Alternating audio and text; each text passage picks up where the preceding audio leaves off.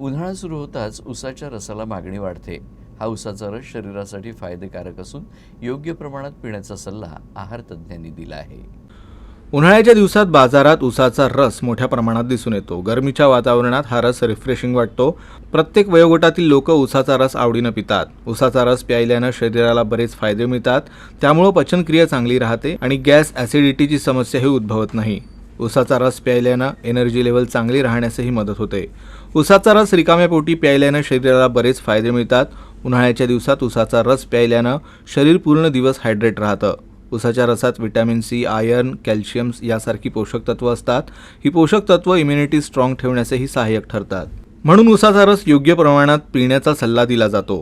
किडनीचं आरोग्यही चांगलं राहतं. या संदर्भात अमरावती जिल्हा सामान्य रुग्णालयातील आहारतज्ज्ञ वृषाली चव्हाण यांनी अधिक माहिती दिली.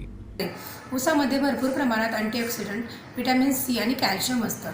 हे हाडांच्या मजबूतीसाठी आवश्यक असतं.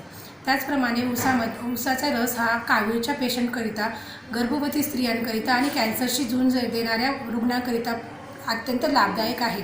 त्याचबरोबर ऊसामध्ये भरपूर प्रमाणामध्ये पाण्याचं प्रमाण असल्यामुळे उन्हाळ्यामध्ये शरीरात पाण्याचं प्रमाण हे समतोल राखण्याकरिता आवश्यक आहे.